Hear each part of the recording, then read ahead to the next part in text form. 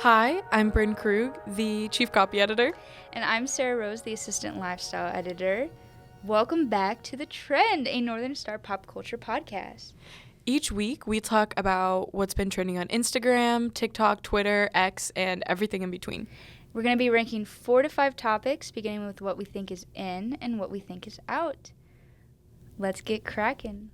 So our first topic is Kate Middleton. Yes. I don't know if you guys have been seeing, a lot of people have been speculating about her whereabouts and her safety because she, prior to this morning, there's updates. Yes. Prior to this morning, she had not been seen since Christmas. Mm-hmm. And she has also posted multiple photos of, like, her and her family, and those were, all, like, could be seen that they were photoshopped. Yes. So, like, not only is she nowhere to be found, but she's sending out Photoshop pictures, so everyone has been, like, conspirizing like crazy where she is. Yeah, the first one was the UK's Mother's Day. I don't remember when that was.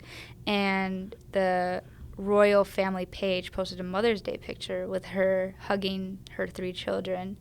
And AP Newsroom, which we're familiar with. We use AP Newsroom. We use their style book. Very respected news outlets, one of the most respected in the world, issued a kill notice on the photo along with other outlets. And if you're thinking, what the heck is a kill notice? Because I thought the exact same thing. It means that the photo needs to be taken down because it's been detected, like AI has been detected, it's fake. Yeah. I thought kill notice meant that it needs to be taken down because somebody in the photo is, like, being hunted or, like, trying to be killed. Yeah. And the photo, like, reveals, like, their whereabouts information. But no, it just means that it's fake. And, like, if you scan the photo, it's, like, 90% AI and 10% real. And Kate came out. She said, like, what would she say? I was dabbling in my Photoshop skills. She actually said that on the Instagram story. But, yeah, she hasn't been seen for a while. Mm-hmm.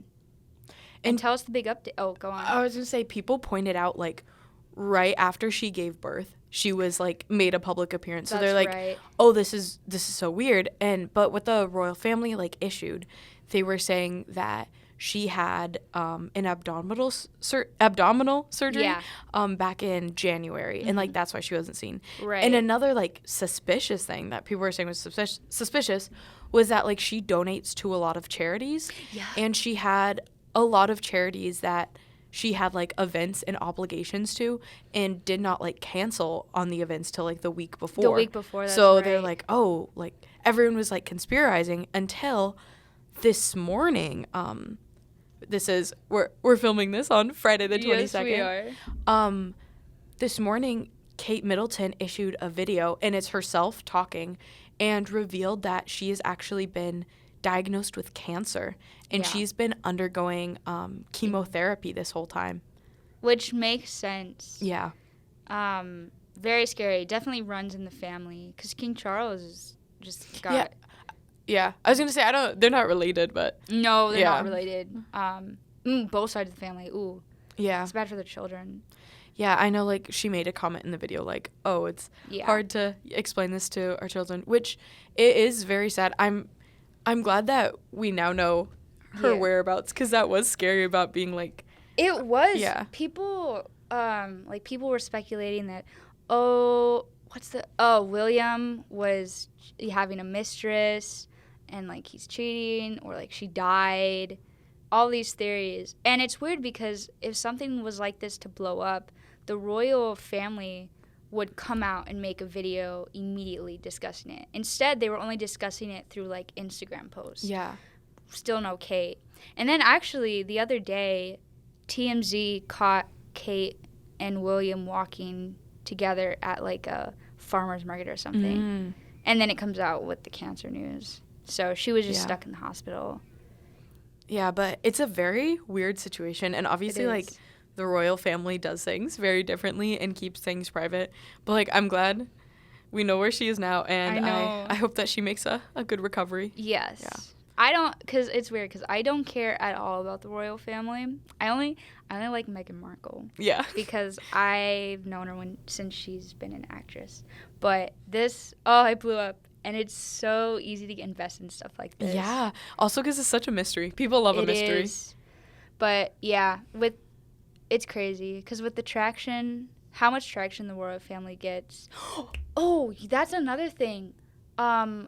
When she was, like, scheduled to be in the hospital, I think this is on the video I showed you.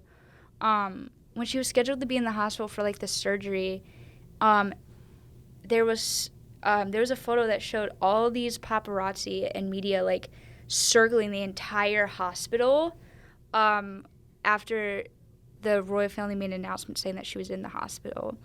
And they sat there all day because, of course, they need to get photos. Yeah. And she didn't come out of the hospital.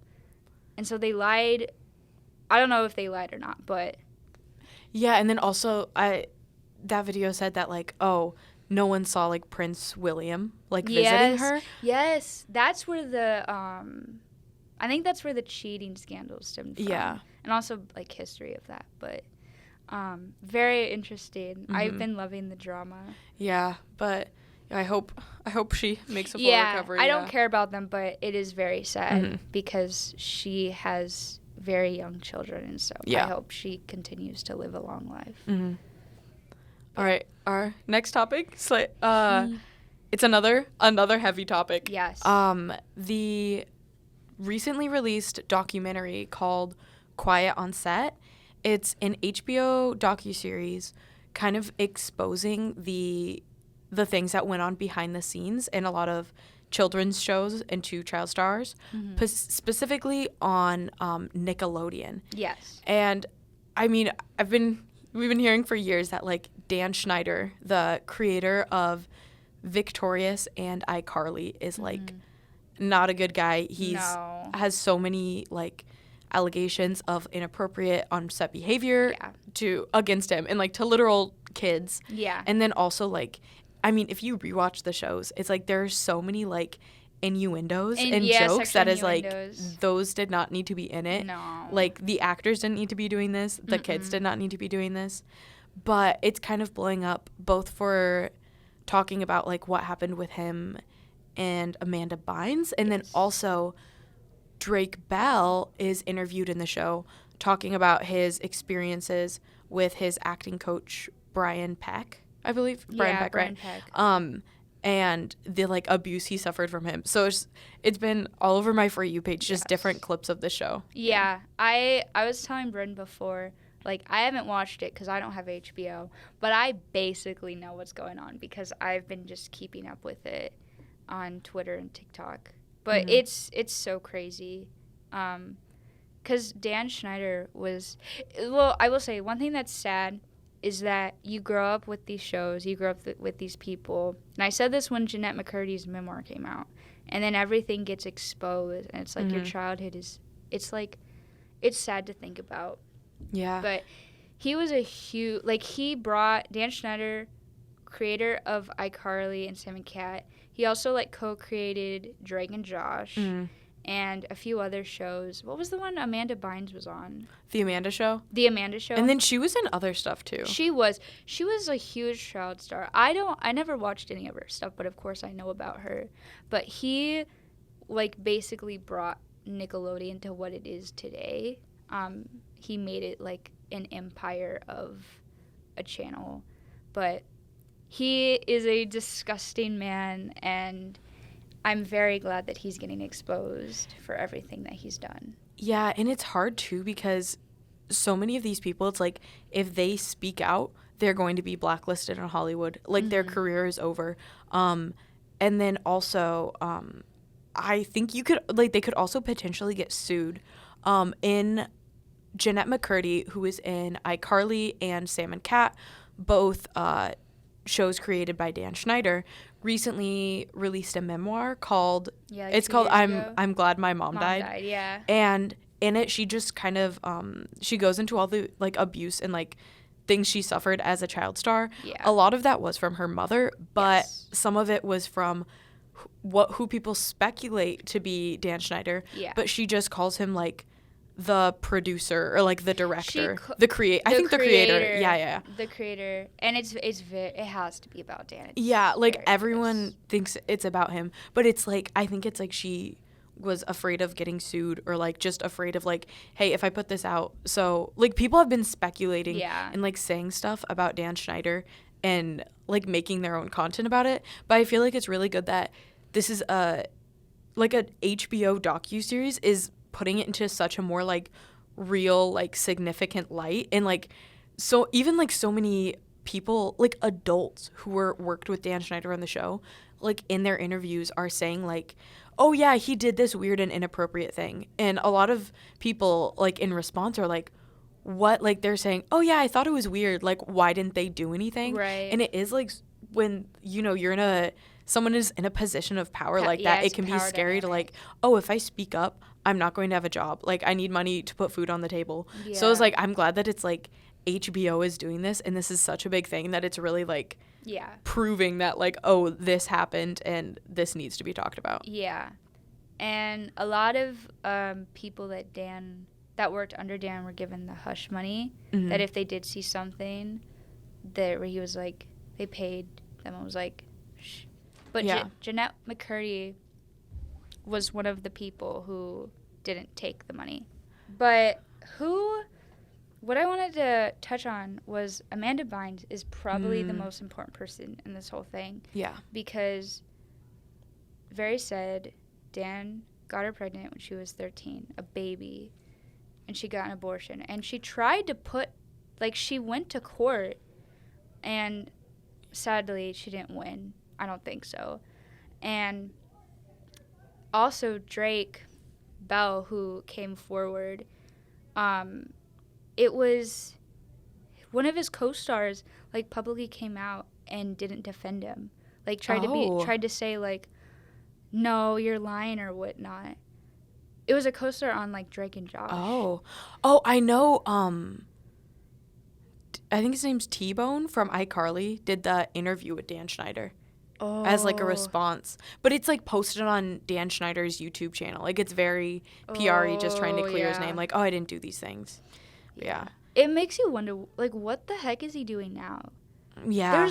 There's so much evidence now against him. Mm-hmm. He needs to go to prison. Yeah, like I don't imagine that like he would work again. But it's the prison thing is messed up too, because the Brian Peck, who was the one who like abused Drake Bell, he did get like convicted of it. Yeah. And people didn't know it was Drake Bell. I think he was like unnamed. He was anonymous, yeah. But I think he only got like 18 months or something. Oh my God. Like it was something Our system's screwed up. Something very menial, like, which is so messed up. That is. And also about Amanda Bynes, it's so sad to like kind of see where she's at now and stuff, because she has a very similar story to Britney Spears, whereas I believe in 2013 she had like a public mental breakdown, and because of that was placed under a conservatorship with her mother. So it was like she was not in charge of her own life because of that, which is the same thing that happened to Britney Spears, which is like if the parents allow a child to be in working conditions where they are abused that severely, they should not be taking care of them as an adult either. Yeah, that's a really good thing to point out. Yeah. I agree. No, but the Amanda Bynes stuff is so sad too, because like now she's like obviously not acting anymore. She's in poor mental health. Like if you see like clips and stuff, you know, she's just not the same person that she was, which is understandable given what she went through. But it's so sad like seeing clips of, I think on the show they showed a clip of how she was discovered. She was on this like open mic night and just doing this little sketch, and she was just like so naturally like charismatic and bubbly and funny, and it's like you can especially see that in all of her work. It was like she was just so talented. Yeah, she just like I know people were saying like, so she had the Amanda Show, which was like her own comedy show, and is like it's like kind of rare for like a young female comic to have her own show. So it's like that was a special thing in its own. But it was like, yeah, she just had so much talent. So it's so heartbreaking. That I know. And none of it was her fault. Yeah. And, yeah, I hate Hollywood so much for, like, the way it's structured, and that if, like, actors speak up or, like, try to sue somebody for abuse, it, like, tarnishes their reputation, which it shouldn't. Yeah. So. It's just such a system, and it's like there are too many people that are, you know, scared to speak out, because it's like, well, if everyone is too scared, then nothing gets done. So hopefully there can be less corruption. I mean, I think there is.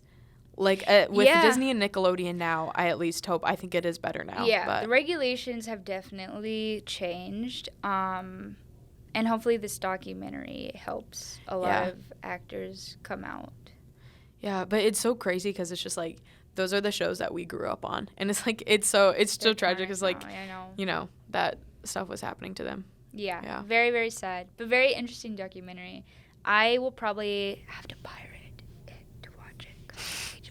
Yeah. But I do want to watch it, even though I basically know everything. But our next topic will be into a lighter territory for the rest of the podcast. Yeah. But it's about, so today, actually, well, Friday, March 22nd, Olivia Rodrigo just released the deluxe version of her album, Guts. Called Guts, Spilled. Spilled is in parentheses. And Chicago really won. With their Night 1, Chicago won, because on Tuesday, she announced the unveiling. I don't know if you've seen it. But, I haven't. When she sings Get Him Back, it's kind of like the Beyonce mute trend.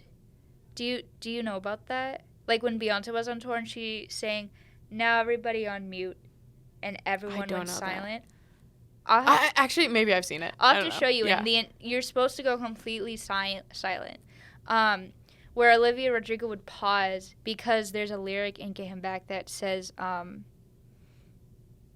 about, like, getting in the car, making all my plans, I know I should stop, and then it pauses, but I can't. And she pauses, like, more than normal.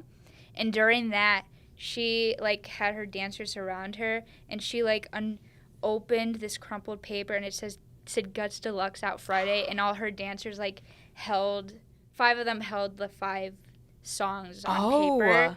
It was so cool. So y'all won. I was supposed to go there, but Ticketmaster didn't give me tickets. That sucks. But so that's how she announced it. I obviously found out through Instagram, because, you know, she announces it on stage, and then she has the post ready, and her, like, publicist, like, clicks post. And so I found it then. I was so excited.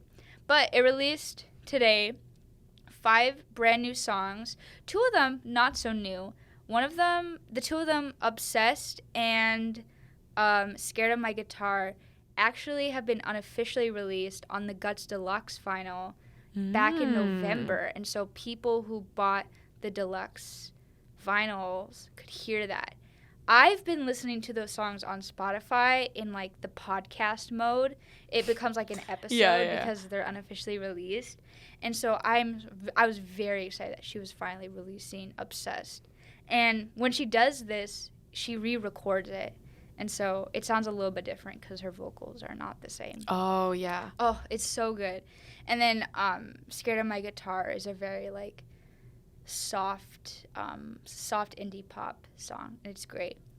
But another thing about this album is that the 5 new songs is that one of them is called So American, and that is her first ever love song of her entire discography. Oh my God. She's never written a love song before. They've all been about relationships, but they've all been sad songs about, like, heartbreak or jealousy or, you know, that realm. So, which makes sense. She is dating Louis Partridge, who is British. Oh, yeah. And so I was listening to that song with a big smile on my face because I love her very much, and I'm glad that she's happy.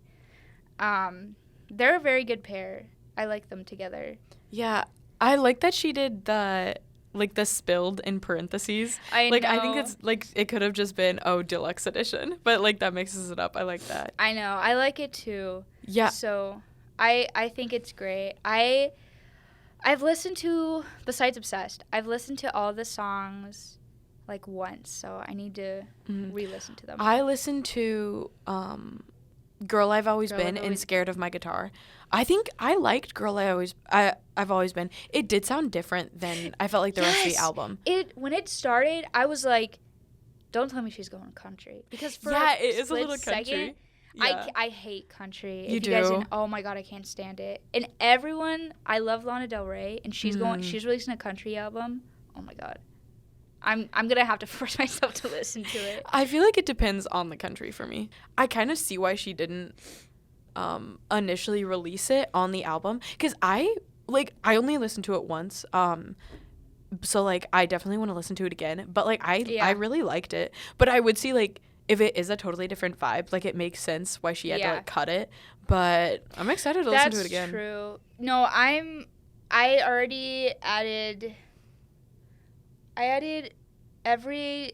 added all but Girl I've Always Been to my Olivia Rodrigo playlist on Spotify. I like Stranger. I need to listen to that again. I'll accept the one I know. So I talk about that one and you talk about all the rest. But yeah, so good album. Oh, and we previously talked about how Crumble Cookies was releasing a Guts cookie. And so is it at the DeKalb location? It is. I got it today. It's different. This is the third time I've had that cookie in 2 weeks because I got it at my location back home. Somehow we made the cut. But yeah, I had it today. It looks different than my cookie at home. So it's like so good, 10 out of 10. It's a dyed sugar cookie, dyed purple, and it has a star in the middle. And then in the middle of the two cookies, it's like a cookie sandwich. It's white frosting. Surprisingly, the frosting filling is not heavy at all. Because I would think like that much frosting, you'd get kind of sick. But it's actually really good, and it has sprinkles. Actually, I rated it a 10 out of 10. I'm actually going to rate it a 9 out of 10 because I'm not a fan of jam. Oh, yeah. And the jam in the middle, people like it because it's a nice contrast. But I don't like jam, so I eat it last. I will never have that cookie again for the rest of my life. Like the limited time edition. That's so like you had to got it 3 times. But yeah, it's very good. Tomorrow's, well, by the time this comes out, no one will be able to get it. Oh. But it was good. Yeah. And our last thing, also food related. Also food related, yes. Is a viral TikTok of a strawberry. Yes, of a strawberry bowl. And this has kind of been, it got posted on March 5th. And why people are talking about this is because this girl made this like really funky video of chocolate covered strawberries in a bowl. And it's got, as of today, Friday, March 22nd at 5:08 p.m., it has 50.2 million likes. Now, why is this such a big deal, you ask? Because the number one liked video on TikTok is by Bella Poarch. And this is a TikTok she posted in 2020 or something. And it has like 70-something million likes. And so it's catching up to the Bella Poarch video. Yeah, so people are speculating like it's just a video of chopped up strawberries. Well, it's like they're chopped up and then the chocolate's drizzled. Yeah, it does look good. It looks delicious. Because also everyone hypes up chocolate-covered strawberries, but they are, like, kind of hard to consume and hard to prepare. Like, so there's so much worry in chocolate-covered strawberries. Right? So much work. So this is a good alternative. But it's just kind of a funny thing. That it's like, funny and it's cute, and I can't stand Bella Poarch, so I hope it becomes the most liked video on TikTok. It reminds me, remember the egg picture became the most like Instagram picture, and it beat the Kylie. I think it was Kylie Jenner. Was it her pregnancy not her pregnancy, the birth announcement of Stormi that got the most likes? Yeah, it's weird. I mean, it is kind of a little bit backwards that the most liked things isn't the best thing. It's just like, oh my God, guys, what if we made this the most liked thing? That's what everyone was saying. Like, guys, wouldn't you rather this picture of an egg be more liked than Kylie Jenner? And then everyone got on board with it. It honestly perfectly describes our generation. Yeah. I love that.